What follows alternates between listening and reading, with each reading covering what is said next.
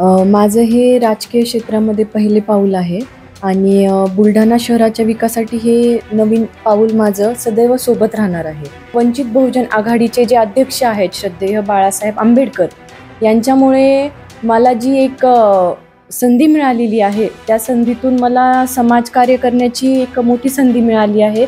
तर त्यासाठी मी पारदर्शकप्रमाणे प्रामाणिकप्रमाणे मी सदैव प्रयत्न करते.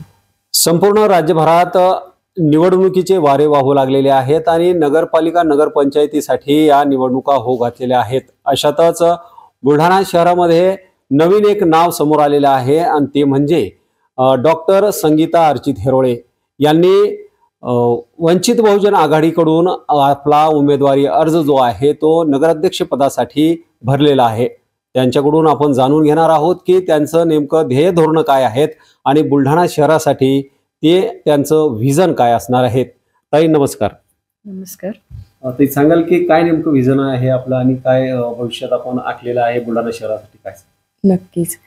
माझं हे राजकीय क्षेत्रामध्ये पहिले पाऊल आहे आणि बुलढाणा शहराच्या विकासासाठी हे नवीन पाऊल माझं सदैव सोबत राहणार आहे.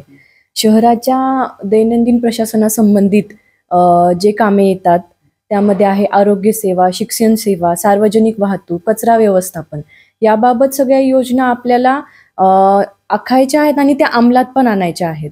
त्यासाठी मी सदैव प्रयत्न करीत राहीन. त्यानंतर जे शहरामध्ये पाणी पुरवठा, पिण्याचे पाणी, वापरायचे पाणी याबाबत सुनिश्चित करेन. त्यानंतर जे अतिक्रमणधारक आहेत त्यांच्यासाठी मी त्यांच्या हक्काची दुकाने त्यांना देईन. त्यानंतर जे स्थानिक शाळा आहेत त्याबाबतचे त्यांना मी उच्च दर्जा देईन. त्यानंतर आरोग्य सेवामध्ये जे सरकारी दवाखाने येतात त्यांची स्वच्छता या सगळ्या गोष्टीसाठी मी सदैव प्रयत्न करीत राहीन. आपण उच्च शिक्षित आहात आणि असं असताना देखील आपल्याला का वाटतंय की आपण राजकारणात यायला हवं? उच्च शिक्षित असूनही एक माझ्या जो परिवाराचा जो एक समाजसेवा करण्याचा जो वारसा हक्क आहे तो माझ्यासाठी खूप प्रेरणादायी आहे. आणि आज वंचित बहुजन आघाडीचे जे अध्यक्ष आहेत श्रद्धेय बाळासाहेब आंबेडकर यांच्यामुळे मला जी एक संधी मिळालेली आहे, त्या संधीतून मला समाजकार्य करण्याची एक मोठी संधी मिळाली आहे.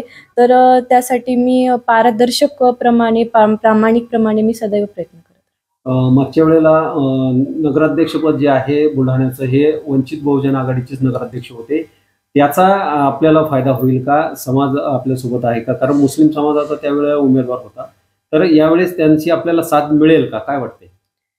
नक्कीच. ही निवडणूक मला कुठलीही जातपात न घेता सर्व धर्मीय लोकांना सोबत घेऊन लढायची आहे.